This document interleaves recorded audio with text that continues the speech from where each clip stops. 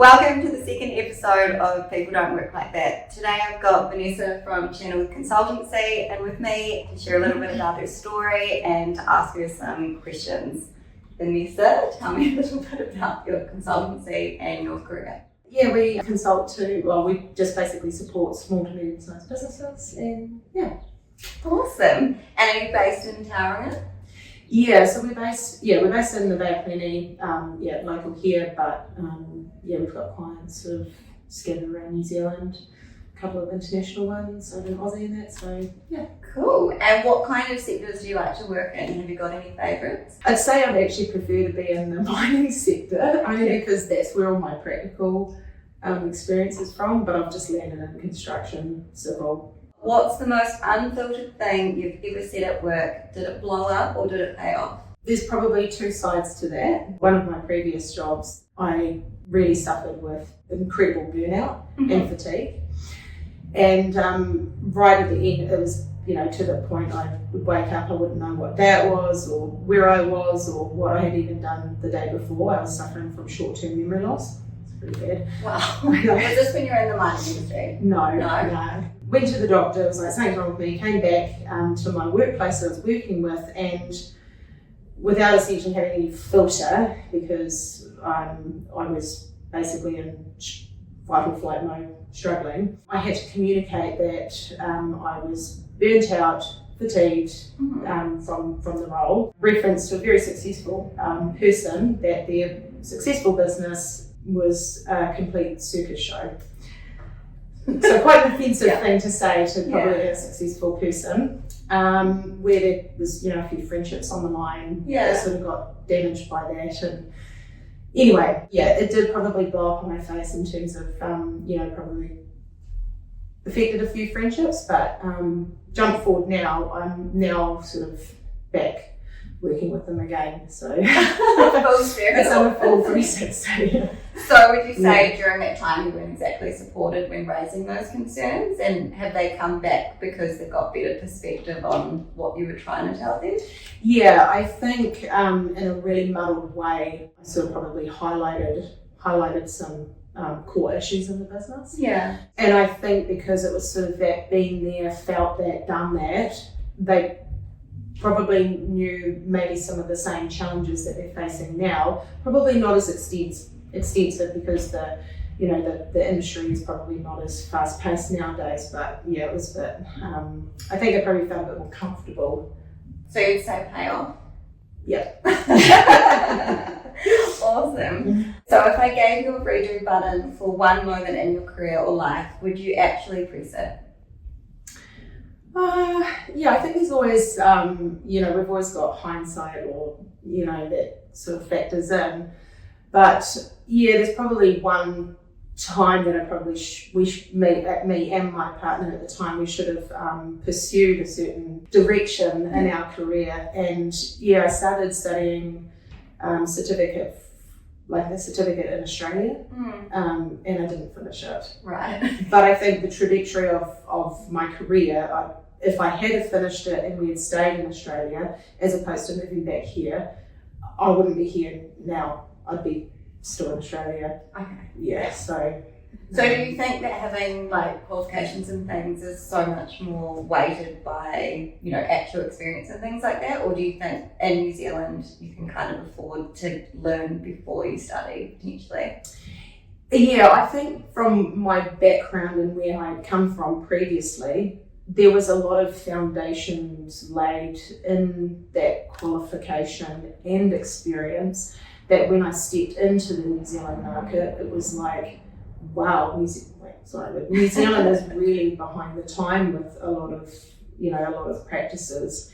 And I suppose there was maybe a bit of weight in it that I came with, some foundational health and safety qualifications. Yeah.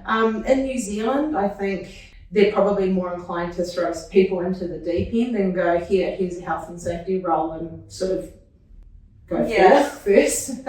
I know with my own career that the only time I get asked for my CV from my clients is if it's for a tendering process. It's not to vet me, and I find that really odd, because if you're engaging someone, you kind of want to know what skill set they're bringing, but generally they kind of trust you on face value, and I think that's definitely something that could be improved in that space. Oh, definitely. With a client yesterday, we've gone and met with another local person and that, or another local company, it's a company, and even just a few of the things that I said about, a little bit of accreditation and bits and pieces, and, they just said, wow, this conversation has gone completely different to this other company that they've just gone and met with, last week. Yeah. It's super frustrating. It makes it easy, in some respects, because you can definitely take a conversation from a surface level, I'm trying to make a sale, to actually I want to make an impact pretty easily. Yes, and they're two different angles. One is like, potentially a package option, so you fit inside my box, as opposed to going, well, what do you need help with? Yeah, absolutely. Yeah. To the up-and-coming safety stars, what would you tell them when they're starting out? Can I have two? Go. Okay. I think there's an element of needing courage. Yeah. I do believe, I think you need to be a little bit courageous sometimes too. Don't be afraid to be courageous, And the other one that I would strongly above all others is, without being a pain in the ass, question everything. Yeah. Question all the logic behind what are we doing? Why do we do this a certain way? Question everything, because what we inherit in businesses and systems and all sorts of stuff could be based on some old person that made a decision, 10 years ago that, it may have suited it at the time that they made the decision. It doesn't mean that we just keep rehashing the same stuff. Yeah. So the logic in things, just question it and get... Yeah. I think it definitely comes down to finding a voice and who you want to be in the industry, which takes a very long time to work out. Yeah. But in the early days, 100% right, you've got to ask lots of questions to figure it out for yourself. And if you rely on what always has been, then you're kind of part of the problem. So you need to be innovative and just find out why, and if it doesn't make sense, well, change it. Yeah, 100%. Totally agree on that one. What one rule you've broken that made you realise maybe the rule was the problem? So I suppose starting out in the front line in that mining environment in Australia was pretty again, this is the box, you fit inside the box. Yeah. If you don't, you're out. So there was, and in that environment, there's a few, we're forever finding shortcuts. We're always, it doesn't matter what industry, you're always trying to find faster, better ways of doing things. I think, yes, I probably did break rules. I would have. And I still do. I'd call you a liar if you said you did it. I know, and I still do now, because I'm wired to do things faster and better, because it makes sense to me. Having the rules and so prescriptive back when we were working probably was the problem of the rules, because now you fast forward to today's day, you hear businesses of just leading with a few golden rules, and that's it. Because all these complex layer upon layer rules that we had, that was the problem. It was the problem that was creating people to fail. Yeah. I think the golden rules that you talk about kind of make people stop thinking for themselves, and not different risks apply in different spaces and different reasons. And when you've kind of got those thou shall abide XYZ, they kind of just stay inside the box, like you said. So yeah. Interesting. Do you think when you were working in the mines as a female, it was difficult to push back? I'm smiling at you already. Carry on. Do you think it was harder to push back on some of the things that didn't sound right, or could have been done better, or do you think that you led the way in that space of raising awareness to various things? I think being I know we're going down this path. I think being a woman in a male dominant industry, for me, and this is my own personal experience, is it doesn't matter whether you were male or female at the time, you essentially earned your stripes by, being part of the crew and being part of contributing positively to the crew and working as a team. I think if I went in there at the start of my career and demanded hygienic toilets underground, which is just not even heard of, I think it wouldn't have been perceived overly well. Mm-hmm. But I think the respect of being heard as a woman in that environment, like if I went, back in their later stages, they'd be like, yeah, she's got a point. We want to honour because of her, tenure and so forth. So it's pretty bad. Like, it's not that great. I'm like, oh my God, we're going down this path. It's probably nowadays it's getting a lot better. Really probably a lot better.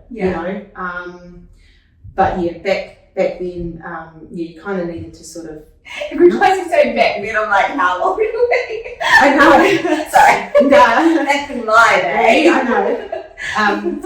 So I think there's an element of there was probably a little bit of earning a bit of respect and trust among your teams first, because not every experience that any miner has had in that sort of environment has been good. So there was a little bit of just be humble and do your job, do it really well, because you kind of had a little bit more of a point to prove that you could understood. Be in that environment. And lastly, my question was, if your younger self saw who you are now, what would they say? Would they be proud, shocked, or calling bullshit? Yeah, that's probably hard, because I can't say that I've stopped learning. I can't say that I've stopped learning and stopped growing in this, in the industry, having a business and so forth. But my parents tell me every day that they're proud of me, so I'll take that as my measuring stick.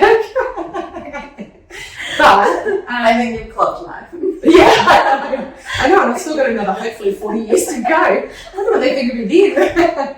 Oh, sorry. I think I'd probably look back and go, well, I've achieved a lot in this space. And I think, we are still, like I sort of say, we are still very young in our, in our career in health and safety. So, probably a mixture of all of it, to be honest. I think we're super fortunate. The tides are changing kind of thing. We get to kind of determine what happens from here out, and I don't think our younger selves would have ever believed we could get to where we are in some retrospects. Do you think much the same? Or? Yes. I look at all the people who are in our industry that are doing all the good work at the forefront, and and how many years they've been in the game for. And I just think we've come in at such a good early stage. We've still got a long time for us to be. I am excited about what the new and up and coming people and people that are moving through our industry. I'm excited to know where it's going to land us in, say, 20 years time.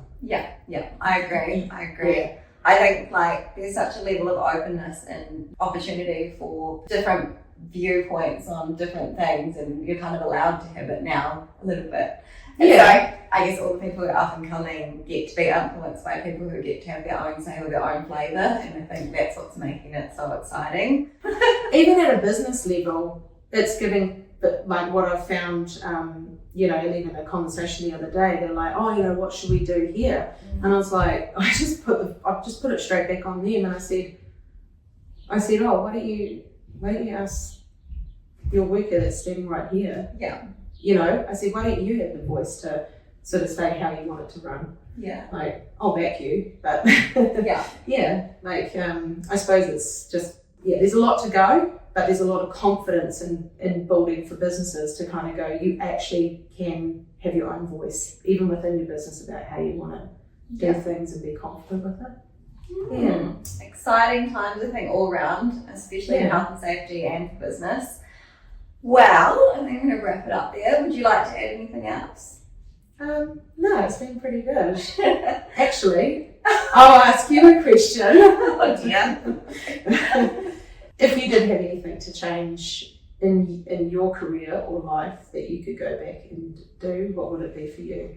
I don't know, I'm pretty ballsy, so I don't know that there's a specific thing, but I think it would likely be that I didn't back myself sooner, and that like today I posted about dyeing my hair blonde, for example, and that had no relevance to safety, but it was the way it made me feel when I was like this before, and it's such a stupid thing, but I've always had to prove myself in every room that I've stood in and almost in an unfair manner, whereas now I got to a point where I don't have to do that anymore, but it still comes with lots of trauma in a way.